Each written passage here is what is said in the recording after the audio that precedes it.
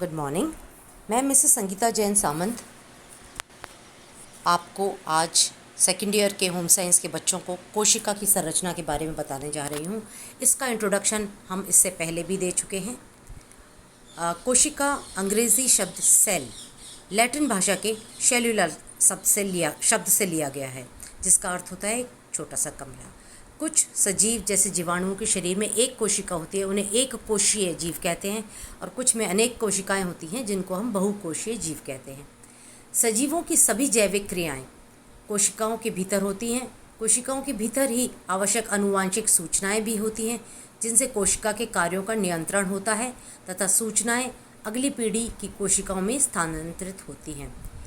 कोशिका विधिवत अध्ययन या उसकी पढ़ाई को हम कोशिका विज्ञान या कोशिका जैविकी कहते हैं। कोशिकाओं की संरचना की अगर हम बात करें तो इसका एक आवरण होता है जिसको हम कोशिका आवरण कहते हैं या कोशिका झिल्ली भी कहते हैं। यह झिल्ली जो है कुछ ही पदार्थों को मुक्त रूप से पार होने देती है, इसलिए हम इसको सिलेक्टिवली परमिएबल या अवकलीय पारगम्य भी कहते हैं। कोशिका के भीतर यानी जीव द्रव्य कला के भीतर निम्नलिखित संरचनाएं पाई जाती हैं: केंद्रक, जीव द्रव्य, गोल्गी यंत्र, कणाभसूत्र, अंतर प्रद्रव्य डालिका, गुणसूत्र एवं जीन्स, राइबोसोम तथा सेंट्रोसोम तथा लवक। कुछ खास भिन्नताओं को छोड़कर पादप और जंतु कोशिकाओं की संरचना लगभग एक समान होती है। पादप कोशिका में कोशिका भित्ति और कोशिका झिल्ली मिलकर कोशिका आवरण का निर्माण करते हैं। जंतु कोशिका में कोशिका भित्ति नहीं पाई जाती, अतः कोशिका झिल्ली ही सबसे बाहरी आवरण होती है। कोशिका के अंदर एक केंद्रक होता है।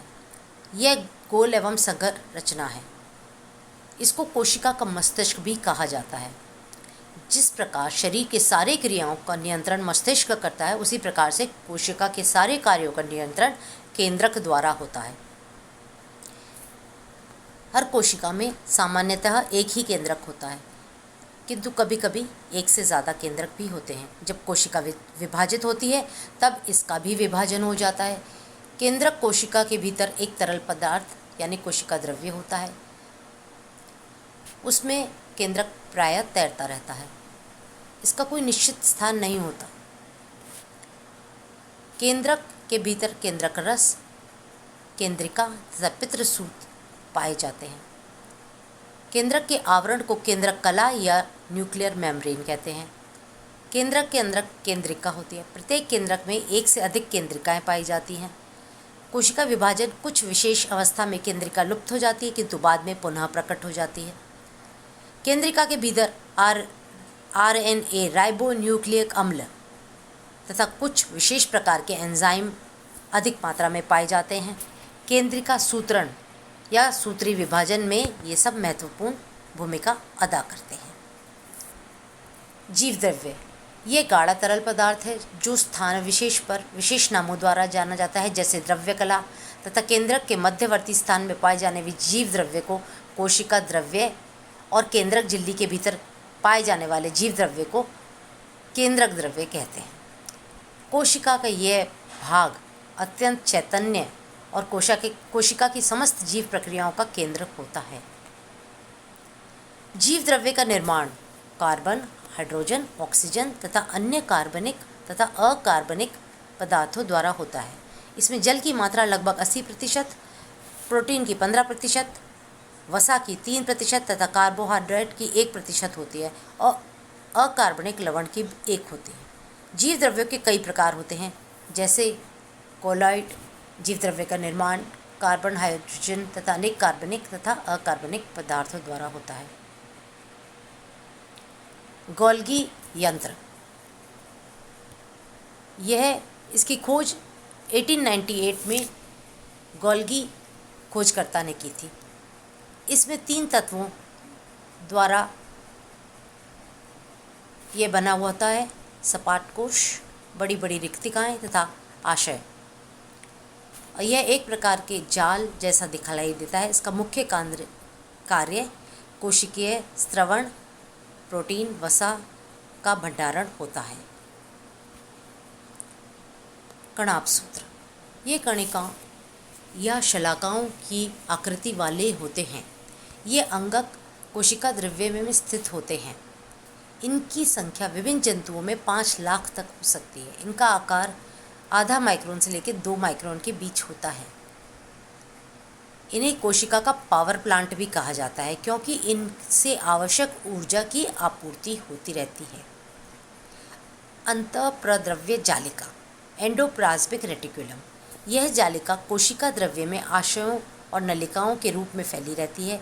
इसकी स्थिति सामान्यतः केंद्रकीय झिल्ली या द्रव्यकला के बीच होती है, किंतु ये अक्सर संपूर्ण कोशिका में फैली रहती है। 2 प्रकार की होती है, चिकनी सतह वाली तथा खुरदरी सतह वाली। गुणसूत्र या पितृसूत्र यानी क्रोमोसोम्स। गुणसूत्र केंद्रकों के भीतर जोड़ों में पाए जाते हैं और कोशिका विभाजन के साथ केंद्रक सहित बांट जाया करते हैं। इनमें स्थित जीवों के पूर्वजों के पैतृक गुणों का वाहक कहा जाता है। इनकी संख्या निश्चित होती है, जो 1-2 जोड़ों से लेकर कई 100 जोड़ों तक हो सकती है। इनका आकार 1 माइक्रोन से लेकर 30 माइक्रोन तक भी हो सकता है। जीन को पैतृक गुणों का वाहक माना जाता है। क्रोमोसोम या पितृसूत्रों का निर्माण स्टोन, प्रोटीन तथा डीऑक्सीराइबोन्यूक्लिक एसिड यानी डीएनए तथा आरएनए से मिलकर बना होता है। जीन का निर्माण इन्हीं में से एक डीएनए द्वारा होता है। यही जीन पैतृक और शारीरिक गुणों के साथ साथ माता पिताओं से निकलकर संततियों में चले जाते हैं। इनका आदान प्रदान माता के डिंब तथा पिता के शुक्राणु में स्थित जीनों द्वारा संभव होता है। राइबोसोम, सेंट्रोसोम, सूक्ष्म गुलिकाओं के रूप में प्राप्त इन संरचनाओं को केवल इलेक्ट्रॉन माइक्रोस्कोप द्वारा देखा जा सकता है। इनकी रचना 50% प्रोटीन और 50% आरएनए द्वारा होती है। ये विशेष अंतःप्रद्रव्य जालिका के ऊपर पाए जाते हैं। इनमें प्रोटीन का संश्लेषण होता है। सेंट्रोसोम, ये केंद्रक के समीप पाए जाते हैं और इनमें एक विशेष भाग को सेंट्रोस्फेयर कहते हैं, जिसके भीतर सेंट्रियोल का एक जोड़ा पाया जाता है। कोशिका विभाजन के समय ये विभाजक कोशिका के ध्रुव का निर्धारण और कुछ कोशिकाओं में कशाभिका जैसी संरचनाओं को उत्पन्न करते हैं। लवक यानी प्लास्टिड्स, लवक अधिकतर पौधों में ही पाए जाते हैं। ये एक प्रकार के रंजक कण होते हैं जो जीव द्रव्य को प्रोटोप्लाज्म में यत्र तत्र बिखरे रहते हैं। क्लोरोफिल धारक वर्ण के लवक को हरित लवक कहा जाता है।